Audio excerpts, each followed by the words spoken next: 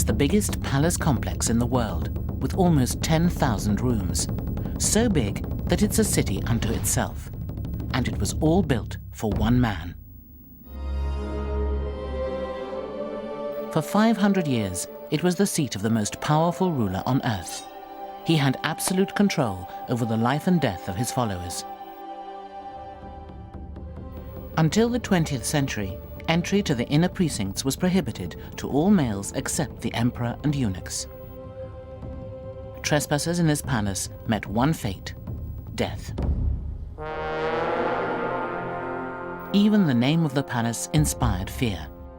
24 Chinese emperors called it home, but their subjects called it the Forbidden City. Today, its long closed doors open as we go deep inside China's Forbidden City.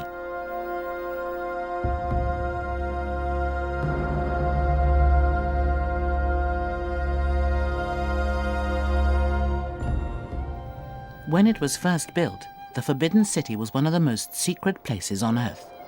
Even today, when it attracts 8 million visitors a year, only a small part of it is open to the public. But on the eve of the 600th anniversary of its construction, the entire complex is unlocked for our cameras.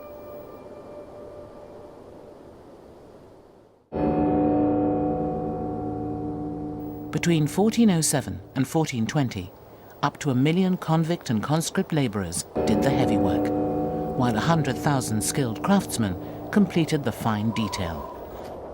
It's the biggest palace complex still standing in China. And it had to be big, because it was the home of a god.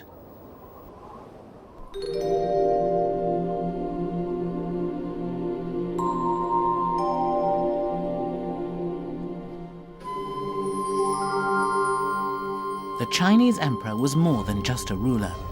To the people of imperial China, he was a divine being, the son of heaven, and the link between this world and the celestial. They believed that the supreme deity lived in a 10,000-room palace on the pole star. But the son of heaven's palace was here on earth. And, as legend has it, because the son shouldn't outdo the father, his palace had only 9,999 rooms.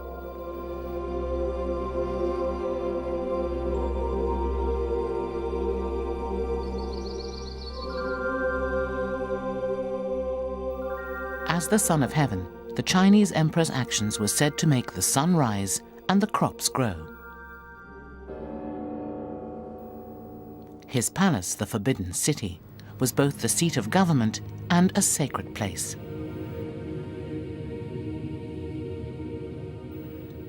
The ancient Chinese believed that just as the pole star palace of the supreme deity was the center of the heavens, so the Forbidden City was the center of the earth.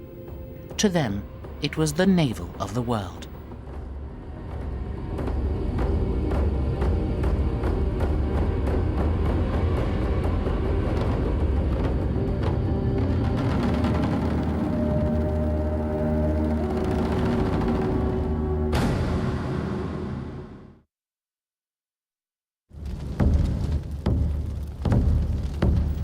The start of the 15th century was a chaotic time in China.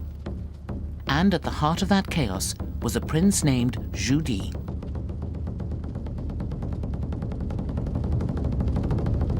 The victorious Chinese army had only recently pushed the Mongols back over the Great Wall, when the country was once more torn asunder. Zhu Di, the prince from the north, rebelled against the emperor in the south. Zhu Di seized the throne, but his troubles were far from over. Although he had conquered the capital, Nanjing, he still had powerful enemies there.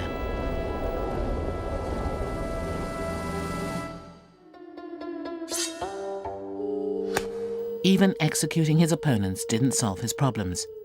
There was an assassination attempt, and it became clear to Zhu Di that Nanjing remained a dangerous place. Haunted by the ghosts of his opponents, he sought a way out. But it wasn't only the situation in Nanjing that gave Zhu Di sleepless nights. Mongol armies were once more on the march, and threatening to breach the Great Wall.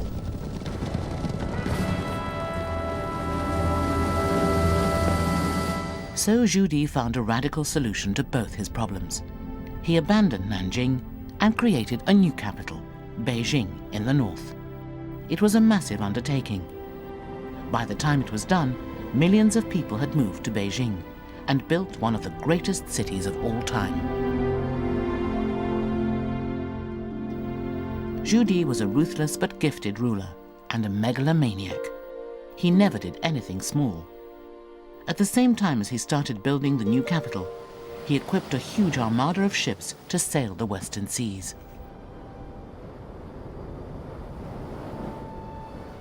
The ships were the largest wooden vessels ever built, and he assembled a fleet of 300.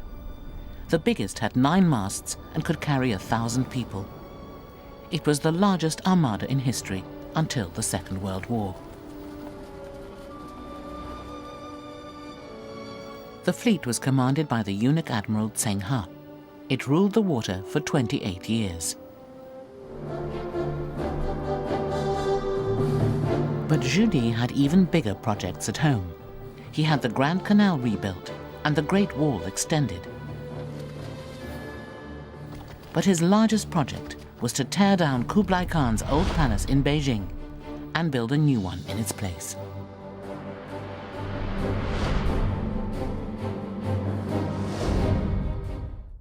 The heirs of Genghis Khan had lived in Beijing for almost 100 years. But the old palace wasn't good enough for Zhu Di. He had it razed to the ground to make way for the new one.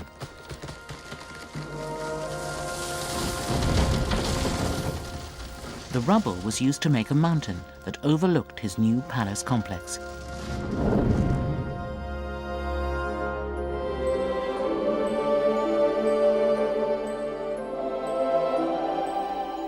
The construction of the new palace took 14 years. By the time it was done, it was said to have 1,000 buildings and more than 9,000 rooms. For 500 years, its name would be spoken with awe.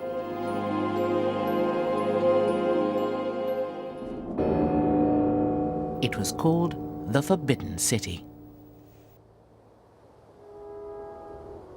At the very heart of Beijing, it formed a large rectangle, 3/4 of a kilometer wide and nearly a kilometer deep.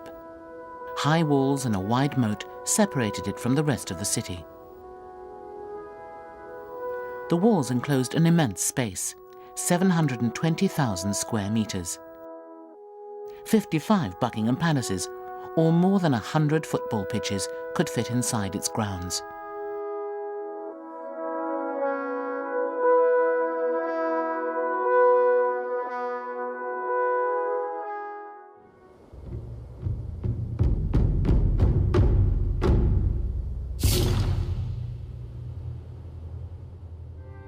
From the 15th century to the 20th, the Forbidden City was the hub of the Chinese Empire. It was the home of 24 emperors, the seat of government, and the heart of a civilization.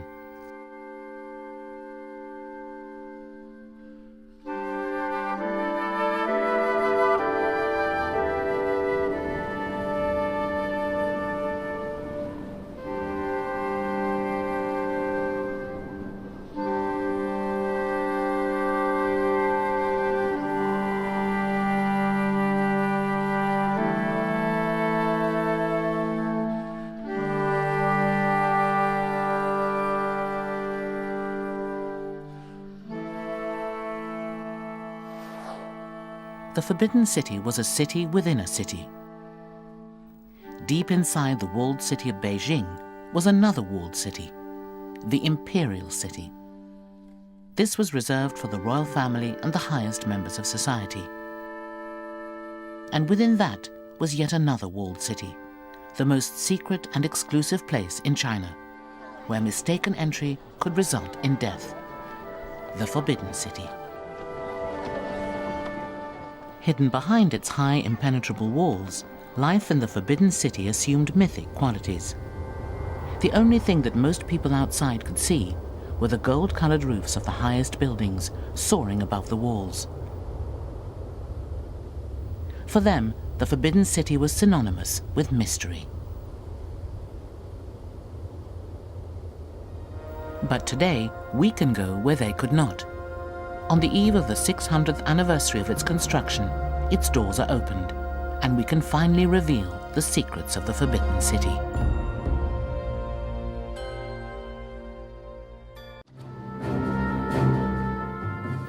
In 1407, Europe was recovering from the plague. The Aztecs in Mexico were building an empire, and in Beijing, preparations had begun on the Forbidden City. It would take almost 10 years just to gather the necessary building materials and assemble the workers. Little is known of most of the men who did the construction work.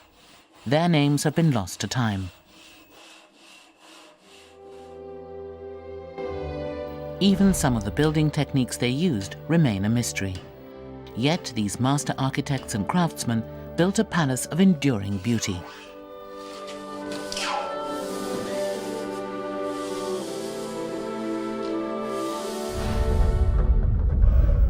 The Forbidden City was the largest wooden palace complex in the world. At its heart were the three great halls, standing on high white marble terraces that raised them more than 2 stories above the courtyard.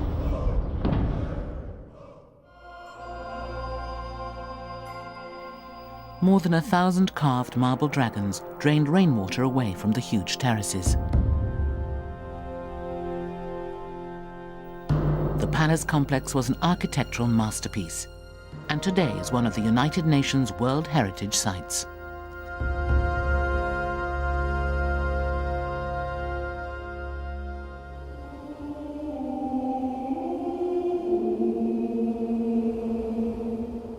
The Forbidden City was conceived on a grand scale. Visitors had to walk down a majestic ceremonial avenue just to get to it. On the way, they passed through 3 gates. Today, the most famous of these is Tiananmen Gate, but even larger was the Meridian Gate, which pierced the wall that surrounds the Forbidden City.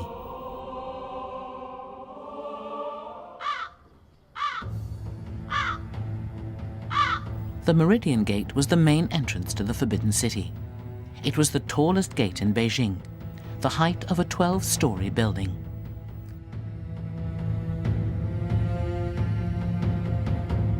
The Hall of Supreme Harmony was the most important building in the Forbidden City, and at half the size of a football pitch, it was also the biggest, sitting on 3 white marble terraces. Like all the buildings in the Forbidden City, it was made of wood. Although it contained the most important throne room in the palace complex, the largest imperial audiences took place not inside the building, but in the vast courtyard outside. Thousands of officials would gather there to hear imperial proclamations.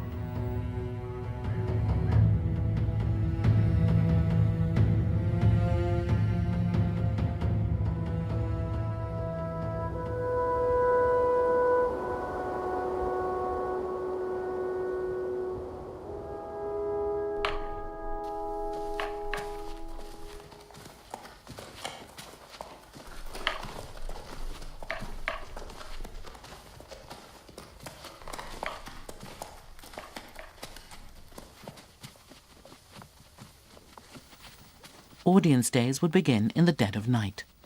Government officials, called mandarins, would start to gather at 3 a.m.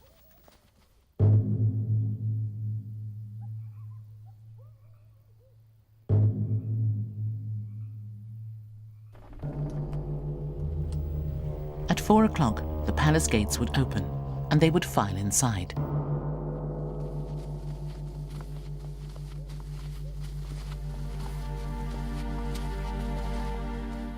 Although they were the highest officials in the land, they would walk in near silence. There were heavy penalties for talking, coughing, or spitting.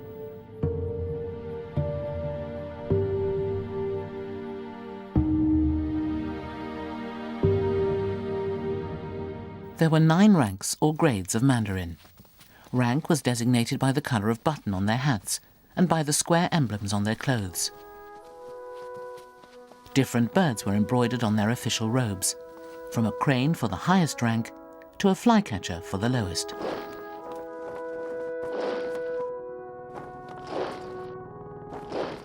Conscientious emperors took audience days very seriously. But not all emperors were conscientious.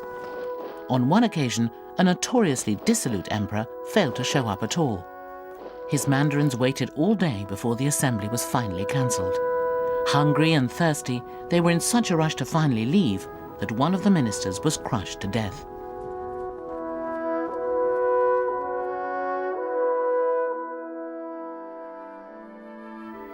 The Forbidden City was divided into two sections, the inner court and the outer court. The main entry to the palace was from the south. Furthest from the entry gate was the inner court, the residential part of the palace. The outer court was the official part of the palace. The most important state ceremonies took place in these halls and courtyards. The Hall of Supreme Harmony was the largest and most splendid building in the Forbidden City. Key events in the life of the empire took place here.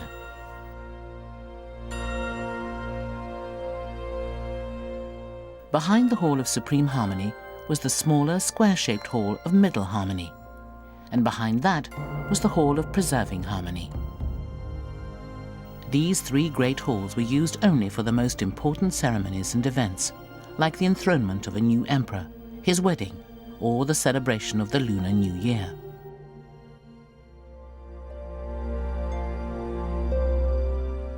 The vast Hall of Supreme Harmony's own history was less than harmonious. Disaster struck the hall with alarming regularity.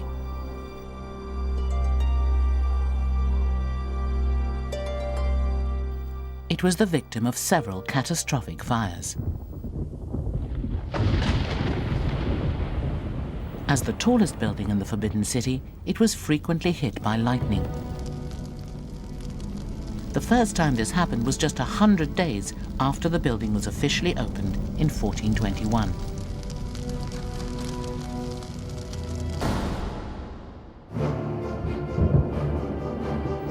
The building sat a burnt-out shell for 18 years before it was restored.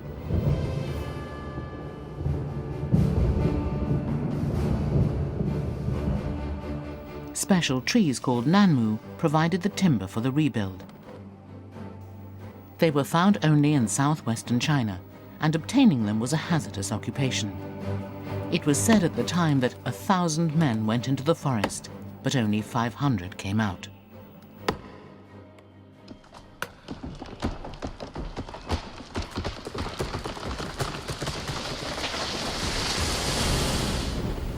Monsoon rains were used to float the logs down from the mountains. In one famous legend, a nanmu log crashed into a boulder with a sound like thunder, smashing the rock to pieces.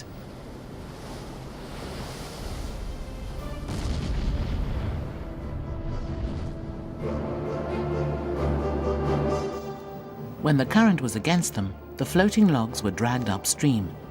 The journey of a single log could take up to 4 years. 100,000 nanmu logs were used in the construction of the Forbidden City.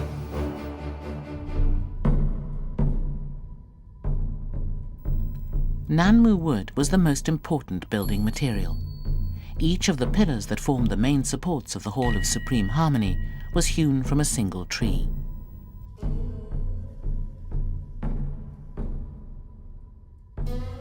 The pillars that surround the throne were given special treatment. Creating the texture are gilded dragons that wind sinuously around the pillars.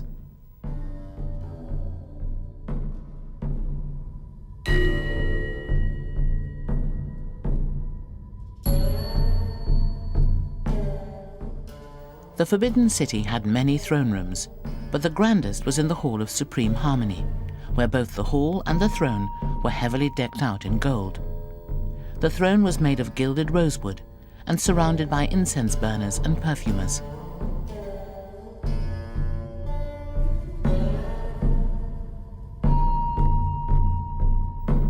There were also thrones in other audience halls, all covered with dragons.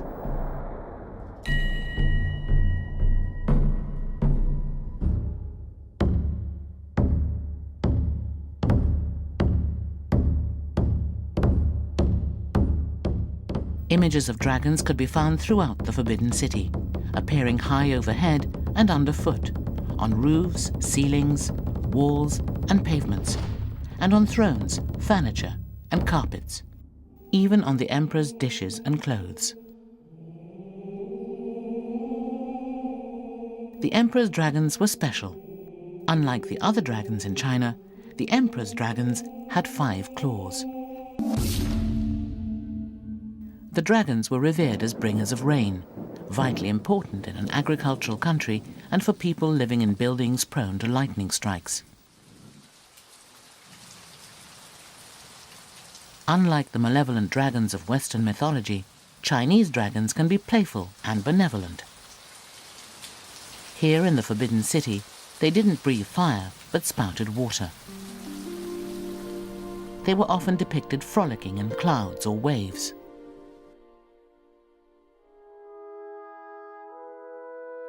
In front of the Hall of Preserving Harmony was one of the marvels of the Forbidden City.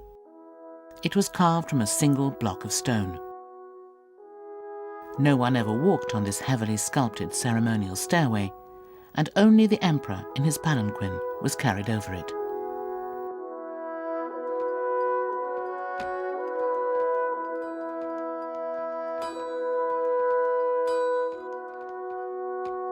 It would have taken enormous skill to hew the huge stone slab out of the earth. But that was the easy part. The real challenge was moving it to Beijing.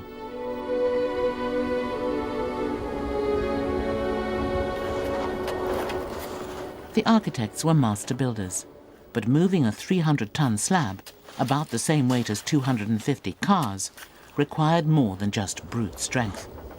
It also required imagination and 50 kilometers of ice.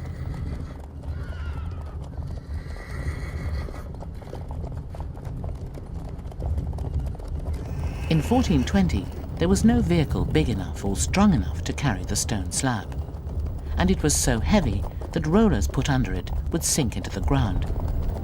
So the engineers came up with an ingenious solution. They moved the slab in the dead of winter, and not just over the frozen ground, but on a sheet of ice. Every half-kilometer they dug a well and spread the water onto the road. Then 20,000 men and horses dragged the slab over the ice that formed. Even so, it took them 28 days to make the 50-kilometer journey from the quarry to Beijing.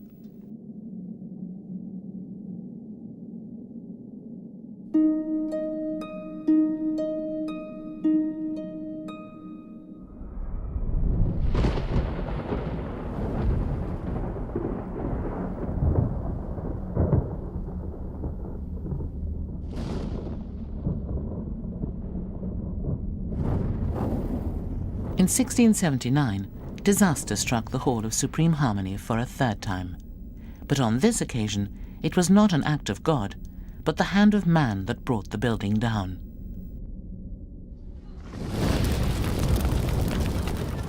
Twice before the hall had been struck by lightning and burnt to a cinder. But the 3rd fire was ignited by careless kitchen eunuchs, and there was nothing anyone could do to quell the raging inferno. The 6 eunuchs who caused the fire paid with their lives.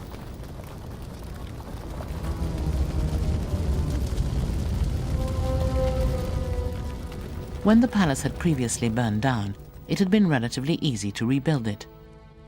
All it required was the political will and a source of Nanmu timber. But this time, it was harder.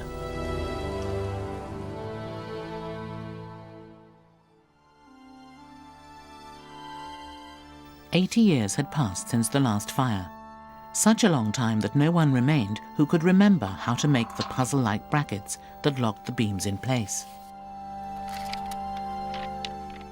The palace archive was scoured. Even the emperor himself tried to solve the puzzle. But the secret of how to build the complicated structure had been lost to time. Eventually, a commoner provided the solution. He was an old man in his 70s, but for more than 40 years he'd labored in the construction department of the Forbidden City. He created a model of the hall that revealed the secret of the interlocking brackets. When that model was scaled up, to the surprise and delight of all, The design worked perfectly.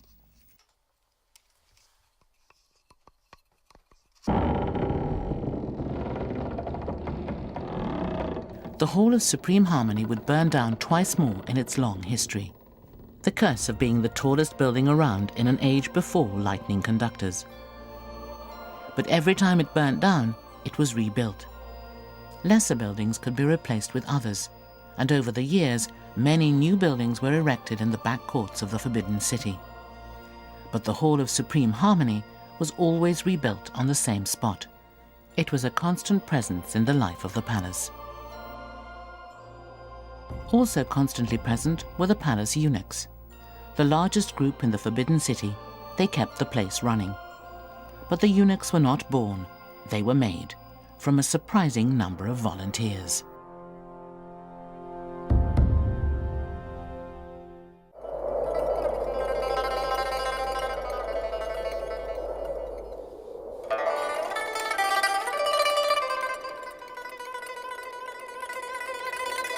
The Forbidden City was frequently swamped with eunuchs.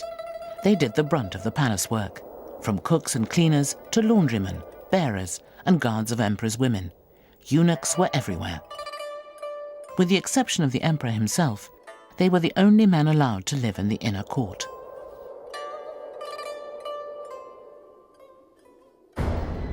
Until the 15th century, many eunuchs were prisoners of war who had been forcibly castrated. Adult male captives were usually executed, but captive boys had both the scrotum and the penis removed. If a boy survived this operation, he was allowed to become a palace servant. Some upwardly mobile boys even put themselves forward for castration, or were volunteered by their penniless parents. One eunuch described his reasons for doing this. It seemed a little thing to give up one pleasure for so many. By suffering that small change, I could be sure of an easy life in surroundings of beauty and magnificence. So many boys volunteered that the palace became awash with eunuchs. Eventually, laws were put in place to limit the number of eunuchs allowed in the palace at any one time. From a maximum of around 70,000, the number of eunuchs in the Forbidden City dropped over time. When Puyi, the last emperor, was overthrown in 1912, there were only around 1,500 eunuchs on his staff.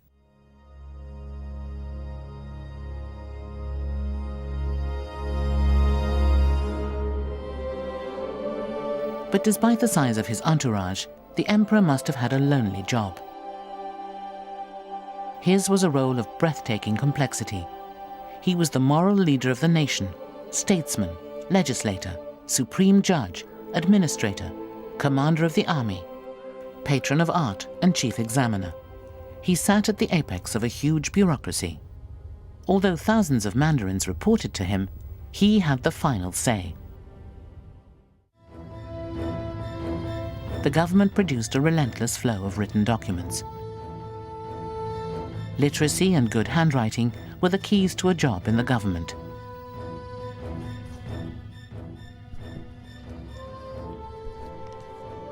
China was the world's first meritocracy, and government officials were selected for their literacy examination scores.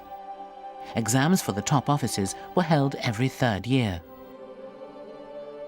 This is the list of successful candidates.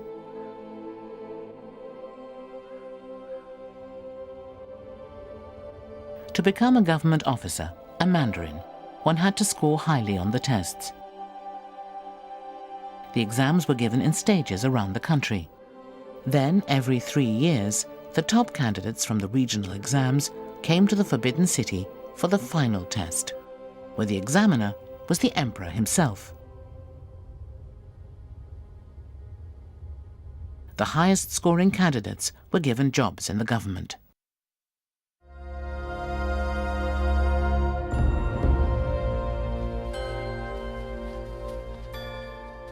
One examination candidate recalled his feelings as he waited to hear the exam results.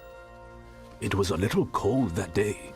Just before dawn, I knelt with the other candidates on the ground in front of the Hall of Supreme Harmony to wait for the results. The day before, there had been a lot of gossip about who did best, and I would lost all hope. When the results were read out, I'd heard that the top candidate was none other than me. Whenever my name was called, a fanfare was played. I couldn't believe my ears, and I didn't dare to step forward. But in the end, a protocol officer dragged me out of the line. The emperor gave me a prize, and I was carried out of the palace through the emperor's own gate.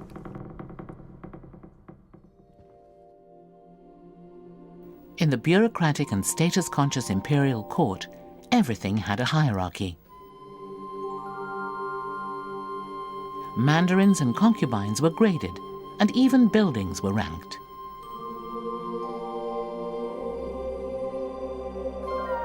The rank of a building was determined by the mythological creatures on the eaves of its roof.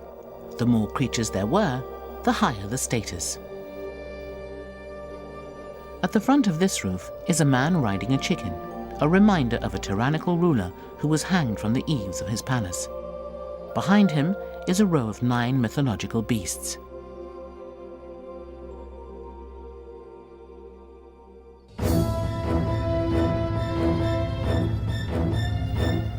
In the 18th century, the multiple ranks of Mandarin sorely taxed the patience of one great emperor. He was a hands-on ruler who found the bureaucracy cumbersome, and he dreamed of centralizing more of the power in his own hands. He penned a couplet expressing his longing for more power, which still hangs on the wall of his former home.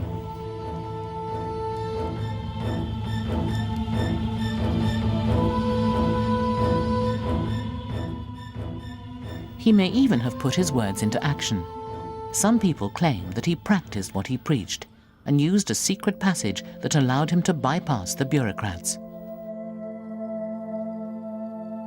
This mysterious gap between the palace and the government office is rumored to have been a private passage, his own personal shortcut to his government ministers.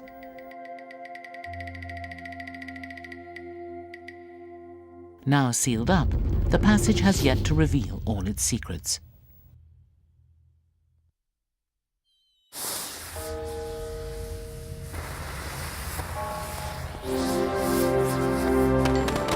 The Chinese New Year is the most joyous time of year here.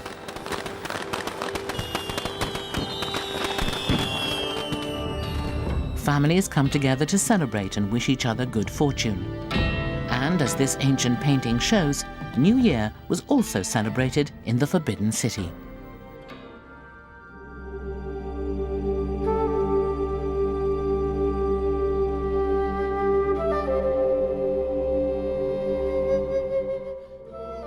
The Forbidden City was more than just the seat of government. It was also the home of the emperor and his family.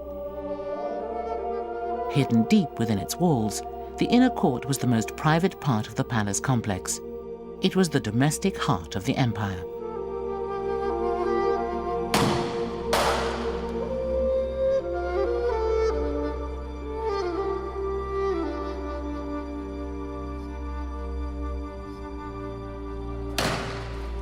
Even though he was the son of heaven, the emperor had a family life. He had many wives, like any man of the time.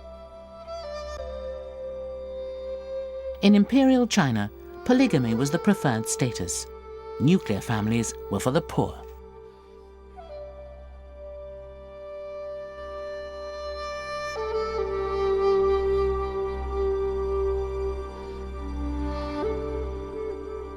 The inner court was located in the northern third of the Forbidden City. This was the woman's realm, the female private part of the palace. Its densely packed courtyards were separated from the wide spaces and great halls of the public male part by a wall. No man could enter the women's realm of the inner court without the emperor's permission, except, of course, the eunuchs.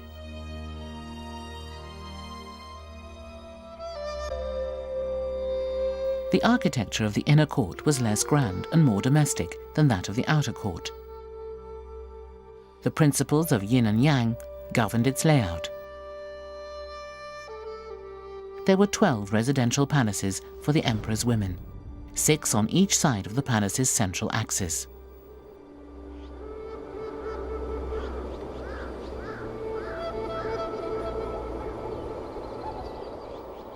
Between the 6 east and 6 west palaces lay the most important buildings of the inner court. Called the 3 rear palaces, they mirrored the 3 great halls of the outer court. The largest of the rear palaces was the emperor's residence, and the second largest, the residence of the empress.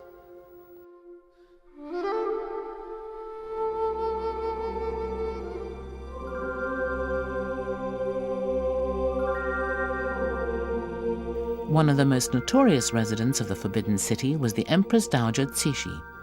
A close contemporary of Queen Victoria, she virtually ruled China between 1861 and 1908.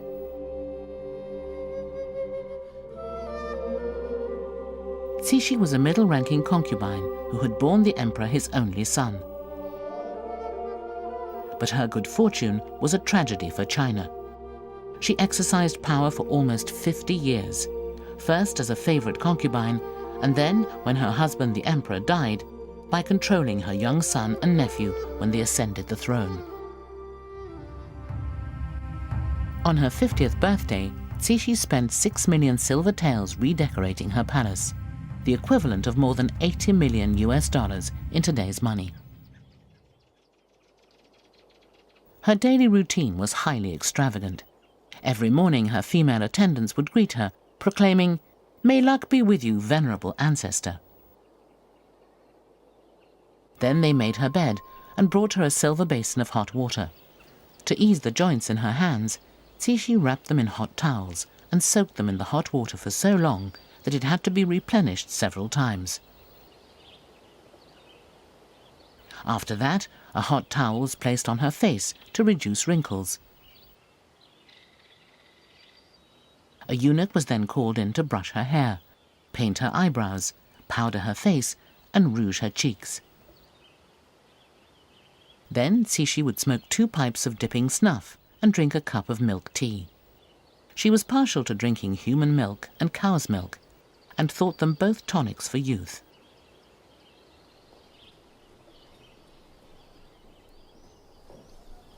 Cixi was as rigid and demanding outside her boudoir as she was within. The manipulative former concubine ruled the court with an iron will. It was 1,000 years since a woman had last sat on the dragon throne. But that didn't stop Cixi. She devised an extraordinary arrangement of a throne behind the throne, the two separated by a thin curtain. While her son sat on the throne in front of the curtain, she sat on her own throne behind him, firmly gripping the reins of state.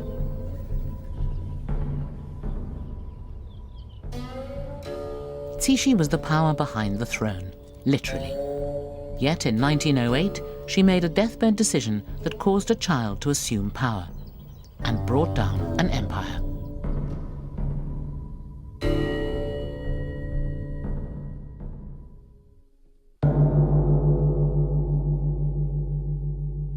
There were many women in an emperor's life. In addition to an empress, he also had consorts and concubines. This was because the emperor's most important official duty was to produce a son and heir, by any means necessary.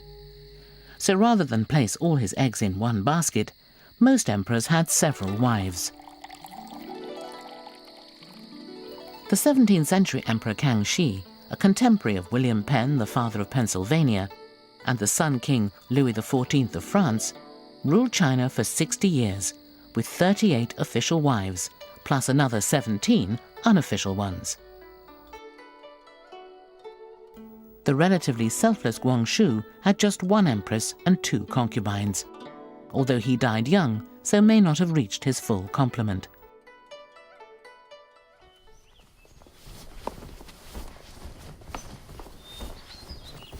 But although the emperor ruled the country, he was not in charge of his marital life. The woman he favored most wouldn't necessarily become his empress. Wives and concubines were often selected because of politics, not passion. And there were many to choose from. Girls aged between 13 and 17 would be presented to the court for selection. But it was not a simple beauty contest. During Cixi's reign in the 19th century, Neither good looks nor personality ranked highly in the selection criteria. What was really important was breeding, and breeding potential. The number one selection was given a scepter and became empress. The other girls chosen were given purses, and they became consorts and concubines. In a strict hierarchical structure, wives came in 9 ranks. There was 1 empress, 1 imperial consort, 2 high consorts, 4 consorts, 6 imperial concubines, 8 worthy ladies, and unlimited numbers of the lower 3 ranks. In 1922, the last wedding was held in the Forbidden City.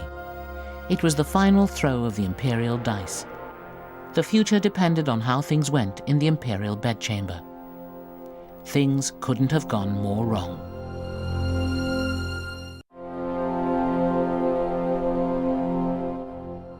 The 19th century was a period of accelerating decline in the Chinese Empire. Increasingly, life within the Forbidden City resembled a fairy tale. The wedding procession captured in this 19th century painting shows the pomp and splendor that surrounded one royal wedding, even as the empire outside the Forbidden City crumbled. The bride-to-be was carried in a sedan chair from her ancestral home to the palace. It was the last time she would see her familial home. In the painting, low-flying clouds were depicted swirling around the palace. This was to symbolize that the man getting married was the son of heaven.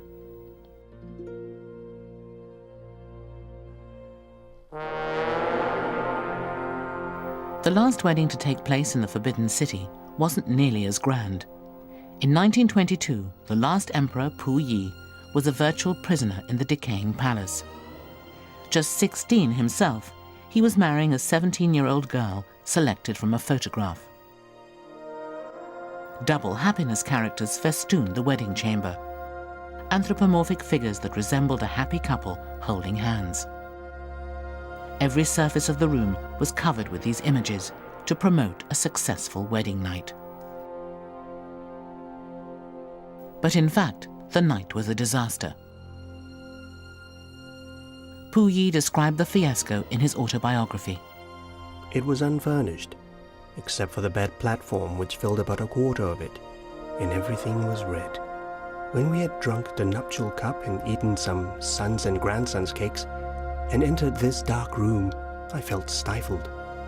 The bride sat down on her bed, her head bent down. I looked around me and saw that everything was red. Red bed curtains, red pillows, a red dress, a red skirt, red flowers, and a red face. It all looked like a melted red candle. I did not know whether to stand or sit, decided I preferred my own room, and went back there. It wasn't only the last emperor who lived by himself. No matter how many women he had in his life, the emperor in the Forbidden City always lived alone. His empress and concubines lived in separate palaces. Emperors weren't in control of their own love lives. As if they were prize bulls, racehorses, or show dogs, others decided when they should mate. Astrologers would pick auspicious days for procreation. Yet even then, the emperor and his wife would not spend the entire night together. Eunuchs would hustle the concubine out of the bedchamber when the emperor's duty was done. It was their responsibility to ensure that the emperor woke alone, fresh for the next day's work.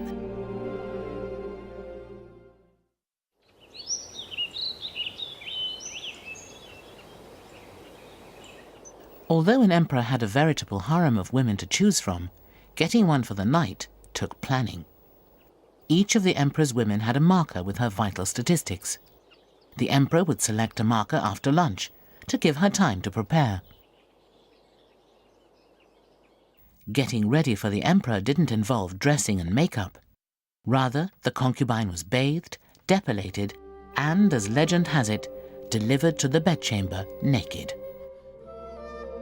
This was not an erotic treat, but to ensure that she wasn't carrying any weapons.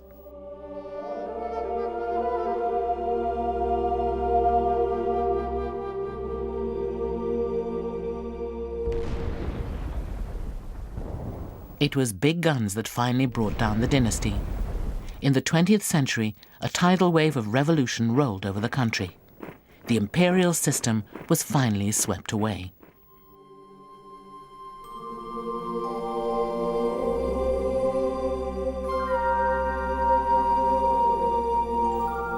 All that remained was the last emperor and a crumbling palace that was forbidden no more.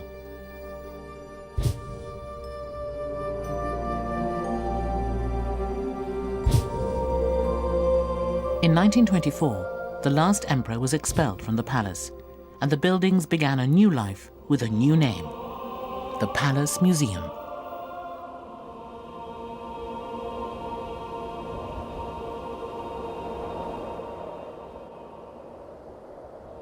But this rebirth was traumatic. The palace's very survival was at stake. Years of war and neglect had left the palace in ruins. Today, a mammoth project is underway to restore the palace to its former glory. But as the old is repaired, what new secrets will be uncovered?